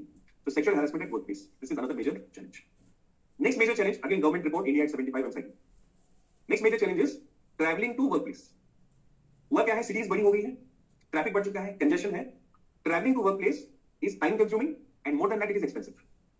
So if a lady is doing a small type of work where she earns 15,000 rupees a month and she has to spend 5 to 6,000 rupees on her travel only and 2 odd hours every day in to and fro travel, so that is a big opportunity cost for her. She's not able to give attention to her family, to her kids. Okay, and the take home salary also reduces. So we need to bring about more, female transport friendly measures. And this is why, I like the concept that our government brought in Delhi. They allowed free public transport for women if you so wish. आपको देना है पैसा, आप दीजिए। Metro का आपको pass निकालना है, you want, you can afford it, you feel like you should take it, you take it. If you don't want, you don't do it. ठीक है, देखिए दैट ऑप्शन। जब ये शुरुआत में हुआ था तो कुछ पॉलिटिक्स का काम पॉलिटिक्स वाले वो वही करेंगे, oppose for the sake of oppose. तो कुछ लोगों ने कहा कि देखिए कितनी गलत बात है, वुमेन को ये ये प्रोटेक्शन के जरिए से कमजोर बना, वुमेन शुड कम्पीट। ठीक है, तो फिर गवर्नमेंट ने दूसरा अनाउंसमेंट किया, those women who want to buy passes and tickets, they are free to buy. Who's talking to you? अच्छा, मैंने बाकायदा इंटरव्यू देखा, it was so hilarious. The lady, supposedly she might have been a active, volunteer of some party. उसको interview किया media वाले, तुम्हारा क्या लगता है? That's correct. And she said, she started lambasting the government. ये तो चुकीचा आहे, हे वगैरे. तरी विचारलं की आता तुम्ही आला तर ते पैसे भरले होते का तुम्ही? तिथे नाही भरले. You're given the choice ना. If you're so, principled kind of person, you should pay for it. ठीक है? इससे क्या होता है, देखिए public space में हमारे यहाँ क्या है ना कि women नजर नहीं आते. If you travel to Western countries, you will see a lot of women moving about. That gives that visibility to women. It gives that confidence. वो स्पेस के अंदर में आपका कहते हैं ना, whole vowel is our. ठीक है? You should have. So if you have that presence, तो क्या होता है, फिर आपके अगेंस्ट में जो क्राइम है वो भी रिड्यूस होता है। एक केस स्टडी मैंने अपने वीडियो सीरीज में दी थी, आप लोगों ने देखा है कि वीडियोस मैंने पता नहीं, I told you that series 3 to 1 Thursdays. In that I have discussed the case study of Seoul. Seoul used to be the crime capital against women वाले जो क्राइम चला उसका वर्ल्ड का कैपिटल हुआ। And they took some very innovative measures to tackle this. And now Seoul is considered as one of the safest cities for women in the world. So they've taken really very simple but very brilliant kind of moves. और उसके अंदर में ये एक चीज थी, ठीक है, presence of women, their visibility must increase. ठीक है, I have detailed में मैंने वो डिस्कस किया क्या क्या स्टेप्स लिए थे, आप कैसे वगैरह के लिए, it can be very helpful. So do watch that particular video. So ये पहला पॉइंट था हमारा regarding workforce और employment.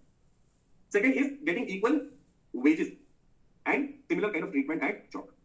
This is something that we have in our DPS scheme, equal wages. But practically does it happen? It does not. Even in corporate sector, this is not the case. Okay? Women are not paid the same as compared to their male, counterparts. And furthermore, the treatment that they get at the hands of superiors, at the hands of peers, is also not the same. So feminism demands that equal pay and equal treatment at work. There are glass ceilings. You know this term, glass ceiling?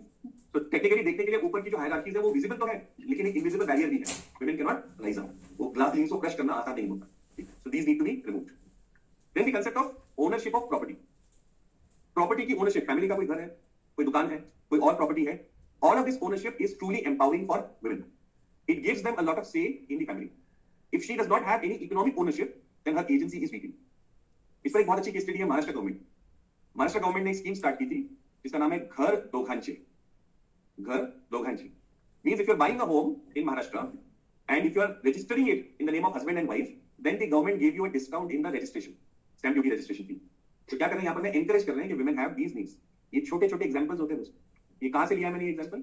NITI Aayog की website पे there is a compilation of best practices across states of Maharashtra, different areas. ये examples आपको answers में लिखना आना चाहिए. अगर ये कलेक्ट नहीं किए ना अभी, तो आप बहुत डल और ड्राई और बेसिक आंसर्स लिख के आओगे, मसाला नहीं होगा उसमें. ठीक है, ये मसाला होना चाहिए, कलेक्ट करते रहिए. इस पर भी मैंने एक कंपाइलेशन पूरा पीडीएफ बनाया है of all such good measures by different state according to area. Health में क्या हुआ है, एजुकेशन में क्या हुआ है, इंफ्रास्ट्रक्चर में क्या हुआ है. मेरे टेलीग्राम चैनल पर उसका पीडीएफ अवेलेबल है, you can download from it. My Telegram channel is Jawad Kazi current affairs. Jawad Kazi, that's my name. That's my little part. Jawad Kazi current affairs, JAWWADKAZI. So just search NITI Aayog case studies, you'll get that PDF. Next is healthy workforce, healthy workplace. How the workplace is designed. Women have certain requirements, certain needs. They need privacy sometimes. They need a place that is more sensitive. You all are mature enough to understand that women during a certain part of the month, they need some special, kind of things over there. So ये सारी चीजें जो है वो arrange होनी चाहिए, तभी workplace जो है उनके लिए कंड्यूसिव होगा. A simple thing like a crash. Can you imagine how difficult it would be for a single mother, or maybe only couple are living together and she has a small kid and there's no crash? How can she go back to work? अच्छा, ये जो हमारा workforce decline होता है ना, labour force participation, women workforce, उसका एक बड़ा रीजन होता है प्रेगनेंसी. प्रेगनेंसी के वक्त में महिला बाहर पड़ जाती है वर्कफोर्स में से. Next several months she can't come back, and when she is in a position when the child has grown up, already gap बढ़ा है और फिर बच्चे के साथ अटैचमेंट भी है, सो बहुत सारी महिलाएं वहां पर गिव अप करती हैं. लेकिन अगर हम प्रॉपर कंड्यूसिव इकोसिस्टम देंगे workplace, so she might be able to come and work over there. ठीक है, सो ये हेल्दी वर्कप्लेस ये होना चाहिए. Next, double burden. Even if a lady is earning and working outside, it still does not reduce her burden at workplace. ये term याद रखना है, सोशियोलॉजी में ये यूज होता है, double burden. What is this double burden of work? Coming back home, still preparing for the tiffins, still doing all of that stuff, cleaning, weaning, ये सब कुछ करना है उसको. Man feels entitled when he comes back home and switches on and watches FIFA World Cup. The woman is, ordered कि आप आज match बहुत अच्छा है, ये बना के रखा, वो बना के रखा. She is also working. Man can also contribute, right? Both of them can do it together. खरंच घर दोघांचे can believe it. Gender budgeting, last point.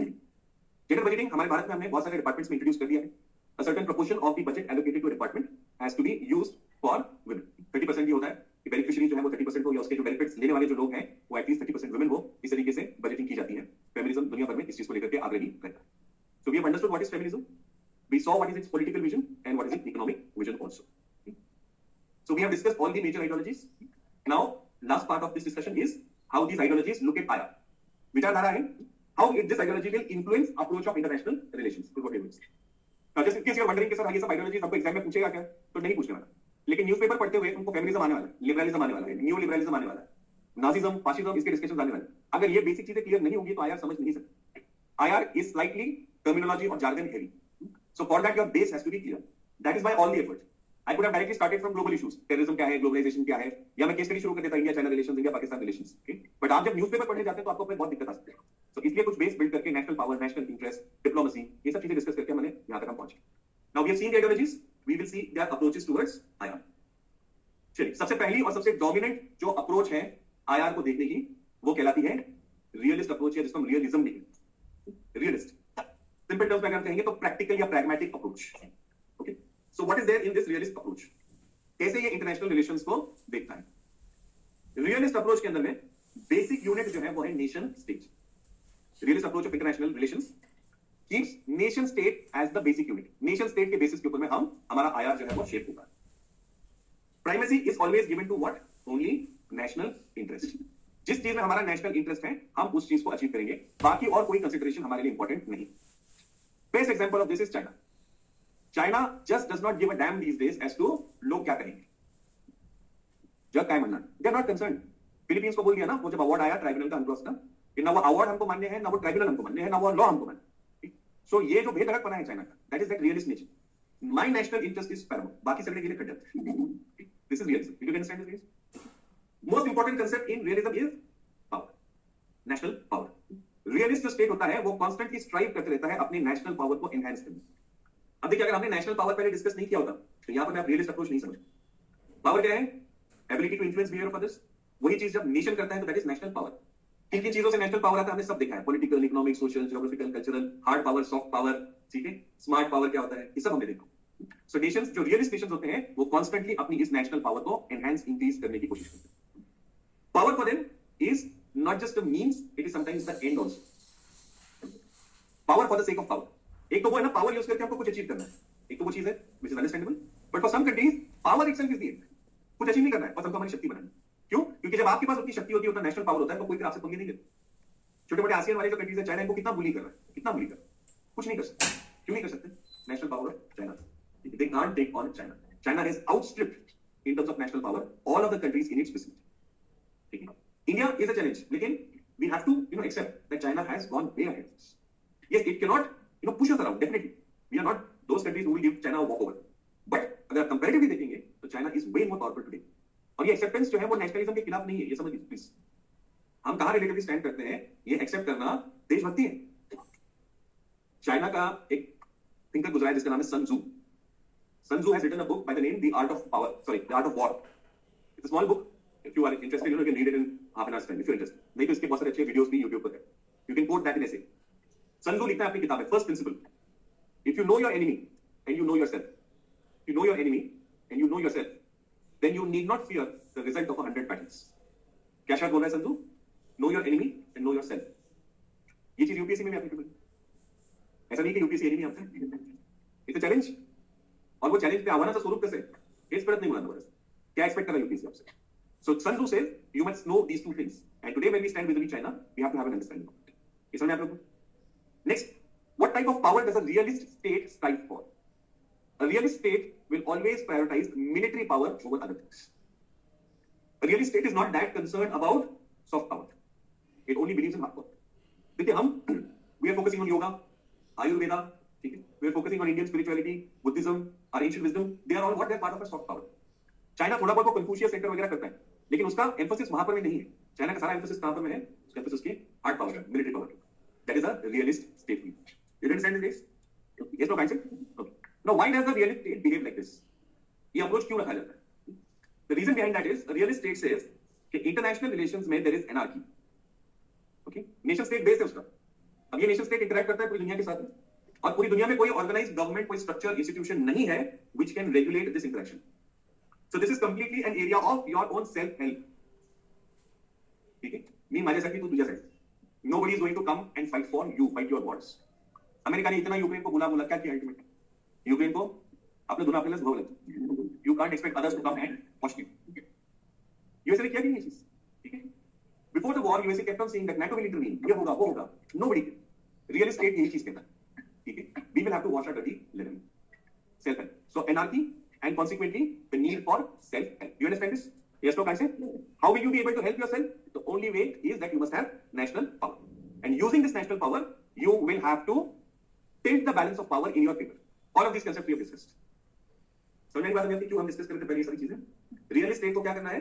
वो नेशनल, वो बैलेंस ऑफ पावर जो है अपने नेशनल पावर को यूज करके अपनी फेवर में वो करना. चाइना ने east Asia, south east Asia में ये चीज किया है ना.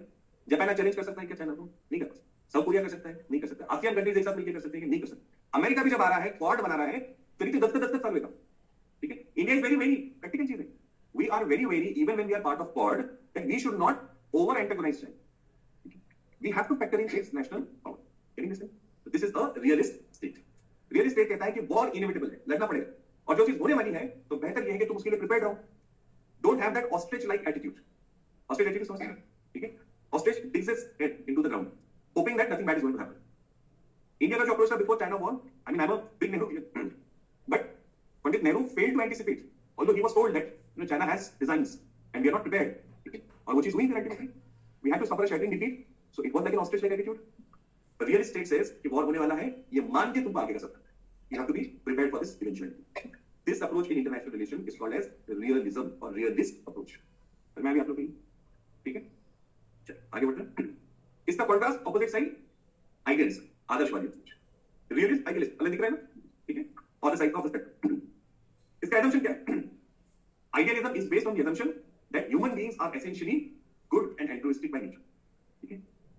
It means that, just like Pandit Nehru had that belief that we have good relations with China. We accepted the new state of China. We were the first non-communists to accept it. We had the Panchasheel Pact and all of that. So China यहाँ थारा पर्यंत जाना नहीं. Because essentially human beings are good. अपन चांगुल पढ़ने मांग ले लो आप. It will be reciprocated. But वैसा हुआ नहीं. ठीक है? So ये idealist है, which believes in essential goodness of human beings and their altruism. Altruism इस वर्ड का मतलब क्या होता है? मराठी वर्ड बताता हूं आपको उसके लिए. परोपकारी वृत्ति, which means you do things for others without regard for yourself. That is altruism. So idealism believes that human beings are good and altruistic in nature. War अब कंपेरेटिव भी देखते चलिए ना. रियलिज्म क्या बिलीव करता है? एनार्की है, हर किसी का सेल्फ इंटरेस्ट है, हर कोई अपने सेल्फ इंटरेस्ट के लिए लड़ने वाला है. तुमको भी लड़ना पड़ेगा, वॉर भी हो सकता है, तैयार हो. This is realism. आइडियलिज्म नहीं, सब लोग बहुत अच्छे हैं, ठीक है, कोई भी जो है वो यहाँ पर बुरा नहीं है. हाँ, अगर कोई बिहेव करता है it's because of the structure. ठीक है, कुछ अनजस्ट इविल स्ट्रक्चर्स है जिसकी वजह से ये लड़ाइयां होती है. अगर ये स्ट्रक्चर्स हमने हटा दिए तो ये लड़ाइयां नहीं होंगी. So people are not bad, the structures और the systems are bad. So if you want to avoid all this fallout, what should we do? We should remove these evil structures. ठीक है, इसीलिए वो नाम दी कंसेप्ट. स्ट्रक्चर बन गया था ना वर्ल्ड में, डिवीजन था कोल्ड वॉर का, उस स्ट्रक्चर की वजह से वॉर्स होंगी. तो लेकर रिमूव दैट, तो इसलिए नाम का प्लेटफॉर्म है. Let's remove those structures. Getting this point now? Okay, international institutions are basically created for this reason only, so that the structures का impact can be mitigated. League of Nations, UNO, okay, WTO, all of these institutions are basically designed for this purpose. Principle of collective security. Idealists, they believe in principle of collective security. अब इसको समझिए. एक मोहल्ले के अंदर में दो लोगों के बीच में लड़ाई हुई. नॉर्मली लोगों का एटीट्यूड क्या होता है? नॉर्मली उनके बीच का पंगा है, मैं क्यों बीच में बोलूं? कुछ लोग ऐसे होता है जो होते बड़े होते थोड़ा सा अपन मजा होता है कि नहीं? लेकिन आइडियलिस्ट क्या बोलता है? आइडियलिस्ट में try to find out who is innocent. और जो इनोसेंट होगा, आइडियलिस्ट चाहता है कि सब लोग उसके साइड से इज्जत करें, क्योंकि पूरा समाज जब खड़े होता है उस दुर्बल के साथ में, तो फिर वापस किसी दुर्बल पर अन्याय नहीं होता है. सो आइडियलिस्ट अप्रोच बिलीव करता है इन कलेक्टिव सिक्योरिटी. एक अगर दादागिरी कर रहा है, चाहे कितना ही बड़ा दादा हो, अगर बाकी के 10 कमजोर एक साथ खड़े हो जाते हैं ना, तो वो एक दादा की हिम्मत नहीं होती. प्रॉब्लम यह है कि वो 10 कमजोर खड़े नहीं होते. वो डरते हैं कि अगला नंबर मेरा आएगा, मेरे लिए कोई आएगा कि नहीं आएगा. All of these questions run in your mind. You have experience bullying in your school college. देखा तो होगा कि साथ में बुलिंग में क्या होता है, सब लोग डरते थे ना बुली से, और कोई एक साथ में आके खड़े नहीं होता. ठीक है, आइडियलिस्ट क्या करता है? वो तो वोट बांधने का प्रयत्न करता है of all the people against the bully. इसका सबसे अच्छा एग्जांपल है कोरियन वॉर. कोरियन वॉर में व्हेन नॉर्थ कोरिया 38 पैनल पे डिवाइड किया और यूएस और रशिया की फोर्सेस चली गई, इमीडिएटली नॉर्थ कोरिया ने इन्वेजन किया South Korea. Everybody stood up against North Korea कि नॉर्थ कोरिया ने जो किया है वो अन्याय है. ठीक है, and we sent the UN का mission over there against North Korea. So what was that? The whole world accepting the principle of collective security. Got this point? So these are two different approaches. First one was realism, and second was idealism. Got this point? Now there will never be a country who will be 100% only idealist or 100% only realist. But there will be a inclination. झुकाव एक तरफ पे आपको दिखे. ठीक है? So ये दो अप्रोच समझ में आप लोगों को? एक और टर्म चाइना के कंटेक्स्ट में आता है न्यूज़पेपर में, वो बता के जाता है. There's a term that is used for China which is warrior wolf diplomacy. Warrior wolf diplomacy. For all these decades, last several decades, the world has consumed Hollywood movies. And Hollywood movies obviously glorified, Americans, their CIA and their secret agents and commandos and whatnot. Now China has also realized that if I want to be the hegemon in the world, then I must be able to shape the narrative. So China is now massively investing in its movies. Okay? और उनकी movies में एक बहुत बड़ा hit movie आया था 2016 के आसपास में, जिसका नाम था Warrior Wolf. So it was like counterpart of Hollywood action thriller. लेकिन सिर्फ फर्क इतना था कि यहाँ पर में हीरो चाइना. टिपिकली हॉलीवुड के अंदर में पहले रशियंस विलन होते थे, बाद में आप चाइनीज होने लगे. अब चाइना इज गिविंग बैक. सो वो जो वॉरियर वुल्फ मूवी है ना, उसमें चाइना का वो एग्रेसिव नेचर दिखाया गया कि जैसे सीआईए यहाँ वहां जाकर ऑपरेशंस कर सकता है, इसराइल का मोसाद कर सकता है, हम चाइनीज लोग भी कर सकते हैं. ठीक है? सो वो एग्रेशन को डिनोट करने के लिए टर्म बना वॉरियर वुल्फ डिप्लोमेसी. ठीक है? What is point? चलिए next approach to IR which is liberalism. Liberalism में the basic unit is individual. Realism और आइडियलिज्म, इसमें यूनिट क्या था? It was the nation state. Liberalism as the idea is about individual, so here the base is individual. And liberalism, because it believes in freedom of the individual, it extends the same thing at international level. So liberalism किस चीज को support करता है? It is more about international free trade. People must be able to travel, money and investments must flow, ठीक है? Information and technology must cross the borders. ये सारा उसका emphasis है. इससे क्या होगा? इससे you will have, your stakes in each other's existence. There's a quote in your geography NCERT book which I really like. It reads like this: if goods don't cross borders, then soldiers will. If goods don't cross borders, then soldiers will. There's deep wisdom here. यही मतलब कि अगर trade बंद हो जाएगा तो जंगें भी. क्यों? ट्रेड से क्या होता है? दोनों साइड्स के ऊपर में इकोनॉमिक इंटरेस्ट क्रिएट हो जाता है in each others preservation. US के ट्रेजरी बॉन्ड्स का सबसे बड़ा सब्सक्राइबर कौन है पता है? China itself. ठीक है? If China so decides, it can, sell off those bonds and reduce their value, leading to a big dizzy in US का economy. But ऐसा करने पर में इंटरनेशनल इकोनॉमी सफर करेगी और चाइना का ट्रेड भी सफर होगा. So चाइना वो नहीं कर सकता. So एकमेकांच्या याच्यामध्ये आर्थिक हितसंबंध गुंतवणे, intermeshing economic interest with one another leads to the desire of preserving each other. This is the idea of European Union. Germans and the French, they kept on fighting for centuries. After World War II, they came together and created, European Economic Community, and then from that, the idea of European Union came about. वो Germany और France और टिक for टैक लड़ते रहते थे. वो Germany और France एक साथ में एक यूरोप की आइडिया को अपहोल्ड करने वाले बने क्योंकि इकोनॉमिक इंटरेस्ट उन्होंने मर्ज कर दिया. ठीक है? लिबरलिझम उसकी बात करता है. बरोबर सही आहे? मग याच्यानंतर युद्धाची कुणाला गरज पडणार नाही. Getting this? सो इसका गोल क्या है? World capitalism, free flow of capital which will create economic interdependence on one. इसका ऑपोजिट हमने कॉन्ट्रास्ट वाले फिगर्स लिए थे. पहले हमने देखा था रियलिज्म, आइडियलिज्म. अब यहां पर हम देख रहे हैं लिबरलिज्म और उसका opposite Marxism. Now marks has given a thought. उसके बेसिस पे एक approach of international relations can be defined. Marks के थॉट को लेनिन ने आगे बढ़ा करके क्या कहा था हमने नोट किया. लेनिन ने क्या कहा? Colonialism and imperialism is actually the highest stage of capitalism. जब ये डिफीट हो जाएगा तो ऑटोमेटिकली कैपिटलिज्म डिफीट होगा. That will be the final defeat. World capitalism is nothing but economic imperialism in a different form. ठीक है? Dish वही है, सिर्फ उसका जो परोसने का स्टाइल है वो डिफरेंट है. सो मार्क्सिज्म क्रिटिसाइज करता है इस लिबरल अप्रोच को. ये जो अप्रोच था ना, एक दूसरे में स्टेक क्रिएट करना. सुनने में अच्छा लगा ना आपको? सुनने में अच्छा लगा लिबरलिज्म? एक दूसरे में इकोनॉमिक इंटरेस्ट गुंथ ले है, right? And we are not fighting. Marxism कहता है कि ये सब छलावा है. ठीक है? ये सिर्फ शुगर कोटिंग है. Sugar coating of what? That same old idea. ये कब हो सकता है? जब आप same level of economic development पे हो. If you are lesser in terms of your knowledge, awareness, in terms of your economic development, then the party which is more better off will exploit your economy. और यही तो सारी लड़ाई है हमारी, वो एक्सप्लॉइटेशन रोकने की, हैव्स और हैव नॉट्स की डिवीजन को खत्म करने की. So it criticises liberal approach towards I. Do you understand this? Yes, no, that's it. Marks का यूनिट क्या है? Class. Marks does not believe in nationalism. आप जानते हैं, इंटरनेशनलिस्ट. सो ही बिलीव्स के classes across borders they will always cooperate because they have same interest. Okay? They will always exploit working classes irrespective of nationalism. तो unit या focus उसका nation state नहीं है, जैसा हमने पिछले में देखा. यहां पर में फोकस क्या है? Focus is class. लिबरलिज्म में फोकस क्या है? Focus is individual. So class struggle होना ही होना है. ये खत्म नहीं हुआ है ये सारा ड्रामा. और इस क्लास स्ट्रगल के एंड में एक वर्ल्ड सोशलिस्ट रेवोल्यूशन आएगा. This is the prophecy of Marxist approach of international relations. What was applicable inside of Britain, जो मार्क्स कह रहा था उस जमाने में, वही चीज एक्सट्रापोलेट करके वर्ल्ड लेवल पर वर्ल्ड सोशलिस्ट रेवोल्यूशन की बात मार्क्सिस्ट अप्रोच ऑफ आयात कर. Everybody understood this? So we saw 4 approaches. What were they? Pass. ठीक है. 2 हमारी और बची हैं कि हम कल.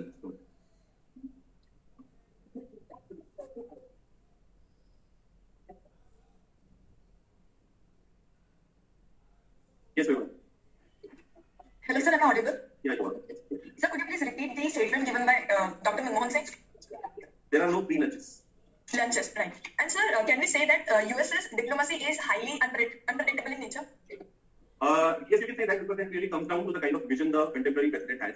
So, the best example is US-Iran relation. Obama saw Iran as a part of the solution, whereas, earlier Bush and later Donald Trump, they always saw it as a part of the problem. So, Republicans and Democrats, they have slightly different approaches towards international relations. So, that is why that fickleness can be seen, especially if you have a president like Donald Trump. Okay, sir. Thank you so much. So realist approach is the most desired and followed across the countries. Yes, that's right. Realist approach is something that is most relied upon.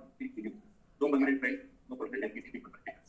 Moreover, sir, it's biologically more apt. Means if a country would take idealist approach, it would be only because, please that what I inform, you can please correct me. Because if it does not have more economic or military resources, as you explained in the balance of power, they cannot compete. Yes. They cannot, if they don't want so. Yes, that's true. But if a country is powerful, it may still like to refrain from using that power, like refrain from being a realist, and still use other features. But what you're saying is other way around is also beggars are not choice. Okay, if you don't have national power, then you can't take it. You have to use other things that you're discussing. So persuasion, scheduling, good relations, soft power. All of these things. China was 2005 के पहले के time was very different. Buy your time and buy your skill, then you can make it. And they said that the century will be the Chinese century where you will see a peaceful life of China. It has been far from peaceful. Earlier they projected that they would rise, but it will be a peaceful rise. Far from it. So situation के हिसाब से it's like a. And so one of the most important means factors for the Chinese economic development is the female labor participation, which is urban labor participation from 81 to 90% somewhere. India only 8%. So why is that not highlighted and that not explained? Because as you also explained the Sun Tzu example, that we have to know our enemy, that they explain. So why do we not put emphasis on that? Because they must also be having a rigid gender structure. They were an agrarian economy. Agrarian patriarchy. Yeah, and the density. Yeah, but the reason behind that was there are two things. The Chinese state is a coercive state. Yes. So when it wants to get something done, it wants to get it done. Okay? So unlike in case of India, where you have a lot of flexibility, there are pressure groups. The government is also dependent on many of these traditional elites. So if it tries to possibly bring women into more mainstream into this, so it is a big half a chance. Haryana, nobody can mess with the half a chance. And they have their own gender biased ideas. So in India, the kind of democratic systems that we have, states don't have that sort of a leverage. And secondly was also the kind of opportunity that Chinese economy generates. In case of Indian women, they don't have that kind of opportunity. Perhaps if we would have had those sort of, maybe out of sheer will, we would have had more women participating in the workforce. That was not happening. And so moreover, Professor day before yesterday explained in the office that Agarkar advocated social freedom before the political freedom. That was the thought which he presented in front of us, because if social freedom is not given, political freedom is meaningless. So and one of the thoughts, I think so you only explained that we were given full freedoms without even fighting for it. In one of the optional classes, we explained that we were given full freedoms without even fighting for it. The right to vote, universal right to suffrage, everything. So sir, if China is a coercive state and they are getting results, and also I read some interviews, people are also happy with some of the approach, because before they had no power, the women had no power in their hands because of the social structure. Then is our freedom really effective enough to provide us with what we really need to enjoy that freedom? I would say yes. There are limitations, there are constraints, but nevertheless our model is a much better model than Chinese. Even if the economic results of China outweigh that of India, but nevertheless, that kind of a political, what should I say, claustrophobia that you have in China, that is not something that a country like India can afford. We are a civilization which has had a lot of development in terms of intellectual flight, and if we put those sort of restrictions, then the soul of India will be restrained, and that is not a good thing. If this is our civilizational heritage, that we have more of political freedoms. Yes, social freedoms हमारे यहाँ पर relatively अभी भी हम satisfactory हमारे यहाँ है, सब नहीं हो सकते. But nevertheless, more than the economic outcomes, these are things that matter to us. Sir कैसा है कि लाइफ एंजॉय करने के लिए पैसा चाहिए, एंड जब पैसा रहेगा तभी हम उसमें कुछ एक्सरसाइज कर पाएंगे, ज्यादा पैसा रहेगा तो फिर इंडिपेंडेंस भी उतना होगा. सो economic freedom is I think which No denying that. There's no denying that economic development is important. But if it comes at the cost of political freedoms, then in that case it is not important. Is what my submission is. And is it not possible to provide it in this existing setup? It is. Right? We have not been able to overcome some of our constraints. Is a fact. But you don't throw the baby with the water. So you have to accept the limitations and work within them, rather than completely overhauling and following what somebody can say. Chinese state has that ruthlessness to suppress the young men like an to do the use that they are doing.